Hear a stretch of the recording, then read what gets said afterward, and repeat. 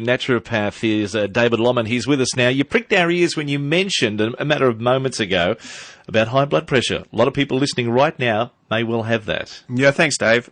First of all, I'd just like to read a little cartoon that I cut out of the paper the other day. And it's old Hagar. And he comes to the doctor and he says, "What's wrong with me, doc?" The doctor says, "You eat too much, you drink too much, you're short of breath, you don't get enough sleep, you don't exercise, you have bad knees and a bad back, you need glasses, your hearing is bad, you have a sinus condition, your hair is dirty and oily, and you have dandruff." And old Hagar replies, "Is there a pill I can take for that?" And unfortunately, that's the way we tend to treat health sometimes. What's more important is that we start with the building blocks, the right building blocks for the body. And the first building block that we need is water. And the way that it works with high blood pressure is, if you can imagine a tube, which is your vascular system, and it's full of thick, clunky, heavy blood because it's high in salts and high in sugars, and it's high in waste products, then your heart has to pump harder just to pump that blood around your body. Now, if that's putting pressure on your heart, but it's also putting pressure on your kidneys, because your kidneys have to filter that blood. And when we do the RBTI analysis and we see what comes out in the urine, what we see is the residues of what the kidneys have been able to filter out of the blood. So it's not always very good, but it's often one of the major causes of high blood pressure because of the pressure on the heart and on the kidneys.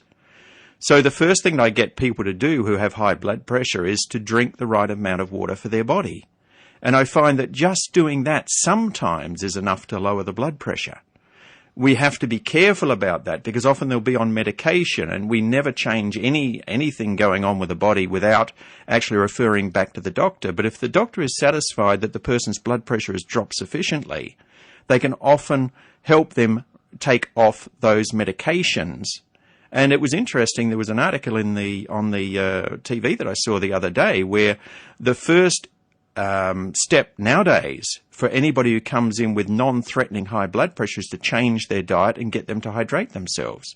So, you know, what naturopaths have been talking about for hundreds of years, it's now starting to be picked up in the medical community even more. Okay, that vital importance of water can really help you in a big way if you've got high blood pressure. Absolutely, because if you can imagine that thick blood being thinned out by water, you can actually stop the need for the pressure to build up in the body. You can also help the kidneys repair themselves, because our body is overall a self-healing mechanism. And that's the important thing to remember.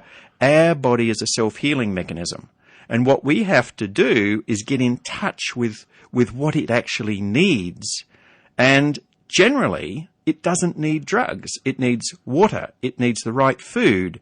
It needs the right balance of minerals, and it needs the right enzymes. So the more that we can get those into place, the more effective our body is going to be able to work, and that's one of the keys to lowering blood pressure. For other people that may be having colas or coffee, and that's a major part of their dietary intake, more so than water, is it hard to sway them over to the side of stepping aside from those and taking water into the body? It is if they're hooked on those substances, because they are addictive. You have one, you want more. I used to have a deli, and I used to wander around the deli for 4 years, just drinking and eating whatever was in the deli, and end up at about 96 kilos, so I know what that's like. But it was also, I was never really satisfied with what I was eating and drinking, because it was all takeaway food, or it was all out of the window of the cabinet. And those were the days before, water was just being delivered into the deli. But the importance of water can't be underestimated for quenching all thirst, but also quenching hunger. So when you've got the right amount of water in your body, you can actually get by with less food. And that's a key to weight loss. When we come back after the break, what are we continuing to talk about?